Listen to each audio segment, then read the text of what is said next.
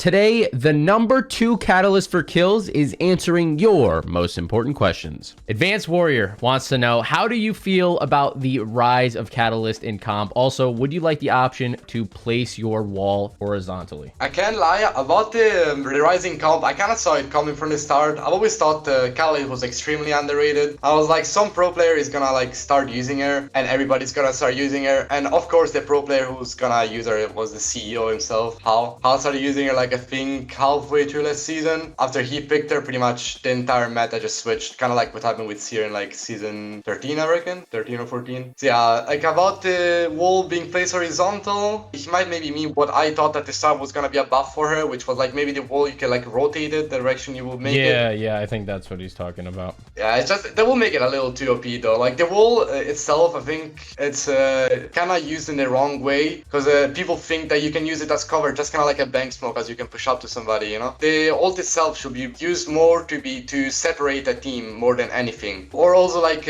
create visual cover so that you can push somebody and have a straight retreat when maybe there's like other people with LOS on you while you're pushing them. That's what I think is the real use of the wall that most of people don't really understand. Okay, Jin William wants to know, would you pair up with another defensive legend to more effectively lock down, or would you prefer 2 legends to help mitigate catalyst weak points? Another defensive legend can make pretty much Catalyst already more, a building with Catalyst already more unpushable what it is already. Legend like Watson, for example, is actually really annoying to have in your team, because the gen cancels her spikes, and what I really think Catalyst is good at is keep on placing them, which makes it really hard to push her. So probably not pair with Watson, maybe with a Rampart, or I would say yeah, probably with a Rampart will work really well. But generally speaking, it's not really needed, because Catalyst itself is insanely good at holding down a building and pretty much filling up any single thing. Like she can, like in a building, she's pretty much unpushable. I will say she needs somebody to complete her in full open, because that's probably her weakest point. The fact that she can't really do anything by herself in an open field. Maybe pair her with a Bangalore or a Seer to see through her ult, and I think that makes her pretty much the perfect legend for any composition. How would you go about approaching a 1v3 situation in pubs or ranked when you don't have any ideal surroundings from Jack? Yeah, without any ideal surroundings,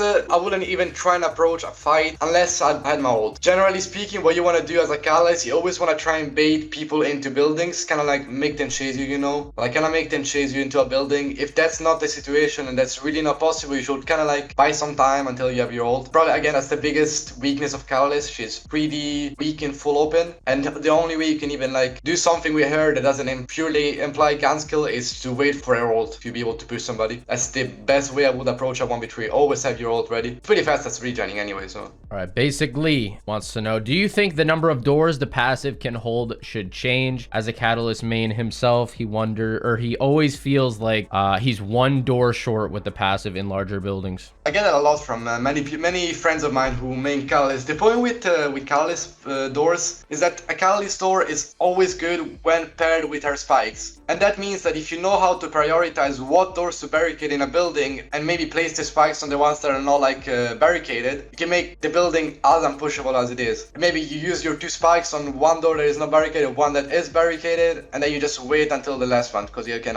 place up to 3 spikes. So like the door itself can be a problem if you don't have your spikes. The point with Catalyst, it makes it really good, the fact that paired with her spikes, she's pretty much impossible to push in a building. Ladies and gentlemen, if I was ever going to go on a kill grinding journey in Apex, I think I would be using something called glitch energy every single day, just to get the most out of my experience, keep my stamina up, keep my focus up. And the best part about this energy drink is there is 0 sugar in it. So much better than your Red Bulls and your Monsters. This just absolutely outdoes all the other energy drinks out on the market right now. And if you use code SWEAT at glitchenergy.com, you're going to get yourself 20% off. I'd hurry up and go get that. Stasis Snake wants to know, is walking and running in and out of Catalyst's ult to take less damage in fights actually worth doing or not? If you're a Catalyst, 100%. You can do it also with enemy Catalyst ults. You just use it against them, because their teammates are going to be really slow, but you can just go back and forth without any slowdown or visual cover. Just go back and forth, poke some shots. As soon as they're trying to like repeat you, just go outside, go back inside. You just go back and forth, and you pretty much,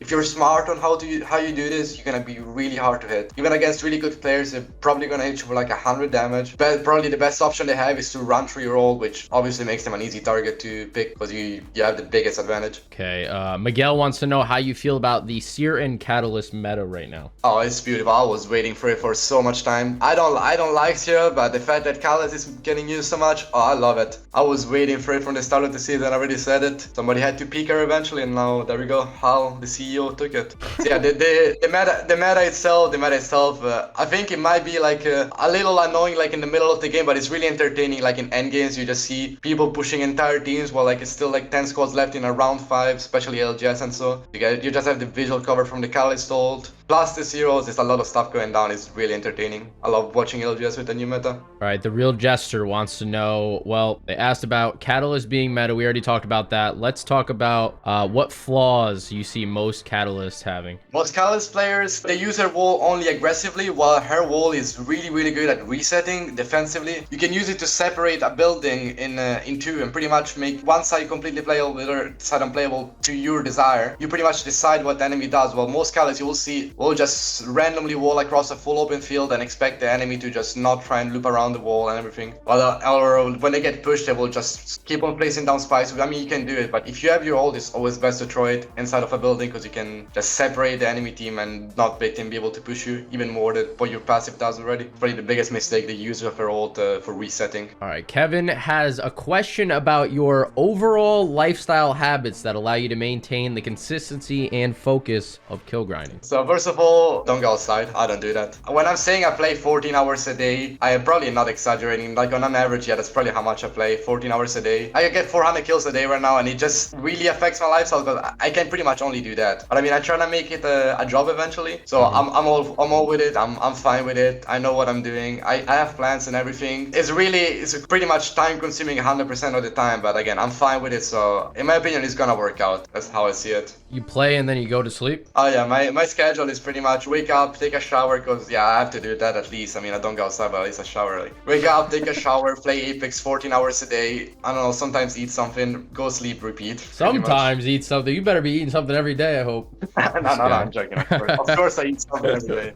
Of course. All right, Gloomy wants to know what kept you playing Catalyst and what kept you on the tracks of grinding the entire time so far. The legend itself, at the start I didn't even like it that much. What kept me grinding Catalyst is the fact that I knew I was gonna try and go for number 1 on the legend before she even came out. I didn't know what legend she was gonna be. She was gonna be good, bad, or anything. I just knew I wanted to go for number 1 on her. And after that, it's all consistency, mentality. It's all about like not getting off ever, and even if you're playing bad, good. It's all about the mental side. Kill grinding, I think it's 99% mental and 1% skill. Maybe not 1%, but like still the mental is way more important side in kill grinding. That's definitely it, because somebody can be as good as you want, but if they don't have the dedication to play that much a day, they will never be able to reach certain goals consistently. So we won't break into too much detail about this, but do you think you can claim that leaderboard number 1 spot with the situation currently? I don't want to say too much because I'm kind of hiding my tracker and all, but in what I did, my maths and all of it, I should 100% be able to take the number 1 spot eventually. But the point is,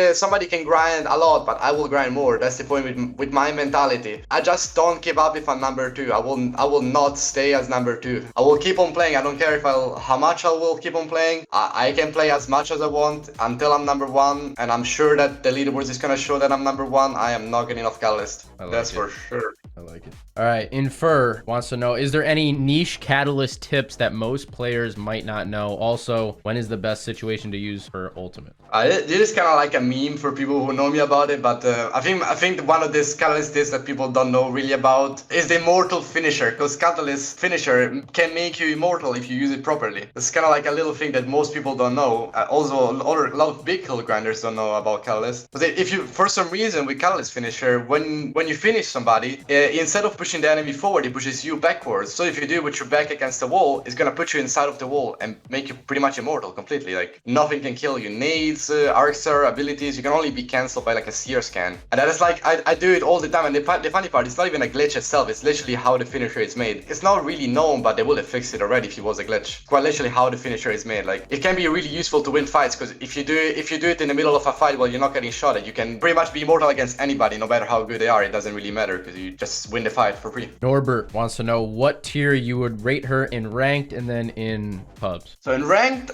I can't say from experience. I have 20 games in ranked in 2 seasons. I can't say really anything from experience. But like from what I've seen on Twitch and everything, I would say she's an S tier, just like I rated in pubs. I think she's an S tier legend. She's hard to master, not too hard to use, but very hard to master. But if you're good with her, you have the best defensive legend in the game, in my opinion. A legend that is insanely good for almost every situation that doesn't involve a full open field. Pretty much one of the best legends for every situation that doesn't involve a full open field. So I would rate her both as the S tier, both in ranked and in pubs, in my opinion. All right, Pretzel Boy wants to know how you use Catalyst aggressively, and do you think the wall should be able to block bullets like in the trailer? I mean, aggressively, it's all about separating the enemy team. It's all about separating them. So one of the best ways to use the wall when you're pushing at somebody, it's don't even like try and put it in a weird angle. Literally just throw it directly at them. Most of the time, they're gonna separate each other by themselves. And even if they're not separated, they're gonna be really close to the wall, which gives you an advantage because you can push up to them while they're still in an area where they can't even see you if you're smart on how to use it. Plus, you can use her spikes to get people off cover because you can throw them from afar even while healing and shooting and everything, so you can just use them to get people off cover, get them off doors, and you can pretty much keep on pushing continuously. If somebody's running away from you and they're trying to play a door, they will not be able to play a door and to play anything that involves a wall or anything like that. They just have to keep on running. She's just a super good aggressive legend to push people back. Talking about blocking the bullets, nah, go on. She's already broken enough. We don't need that too. Next. All right, Cabal wants to know what kind of loadout best suits a Catalyst player. A shotgun, like a PK especially, when you go back and forth in your wall, that can be really, really good. Or that I think any automatic gun with maybe medium close range, or probably close range, because you play pretty aggressive, you get really up close and personal with Catalyst. I would say probably R9 PK or also R9 Wingman can work pretty well, as much as I'm literally the biggest Wingman hater, but objectively speaking, I think R9 Wingman, R9 PK, anything that involves mostly close range can work pretty well. Also flatline R9, I would guess, yeah, because R9, you know, the flatline, that thing is beautiful even after all the meta changes. So yeah, I will say, yeah, flatline R9, R9 Wingman, R9 PK. All right, Ace Crave wants to know, do you think they should change the hitbox for the tactical at all? Oh yeah, actually I think they should change it, because it should like work in a way that you know 100% how exactly it works, because as of right now it literally feels like it's random as hell. I can't understand myself how it works. It feels like that sometimes you're shooting at somebody and they will block all the bullets while they get no bullets blocked, while on the other side you get all the bullets blocked. They should definitely fix it. Darren wants to know what the best map is to play Catalyst on. I would say any map that has a lot of buildings. So probably Wolf's Edge is probably the best map for Catalyst. Also Kings Canyon is very good. I tried there a little bit in customs Kings Canyon. I found out that most of the buildings in Kings Canyon, they might have a lot of holes, but they're really like two-sided. So they pretty much have one door and one other door. Most of them don't have more than 3 doors in a building, at least on the same floor. So it makes it really good. It makes it really good because you can just make a tunnel pretty much where people have to run through. I also was that, yeah, well, it's just a lot of buildings. That's where Catalyst is insanely good at. All right, Fulgora wants to know what you think Catalyst Heirloom should be. I was thinking, I was having a question like this in my stream today as well. I think a really cool Catalyst Heirloom would be like a little knife made of like the dark matter that she has, and it can like change shape every single time you like stab somebody or something. Like the inspection as well be like a change shaping knife or something. It will kind of like adapt, you know, kind of like a Venom type thing, you know. That would be way too cool. And I can't wait until season 28 when they're gonna add it. It's gonna be cool. Chipili says probably another controller player. What's his sensitivity? And for Catalyst, do you need a slow or quick sense in your opinion? I don't know. I'm a normie, I can't lie. I have 4-3 classic. I'm one of those. I'm a 4-3 classic player. I tried to switch to linear a few days ago. I hated it. Back on classic now. On controller especially, medium sense just works the best. There's no need to have something like 6-6 or too low at like 2-2. I know some people enjoy 2-2. I don't know how they do it, but I just a medium sense, not really the legend changing how you should put your sensitivity in my opinion.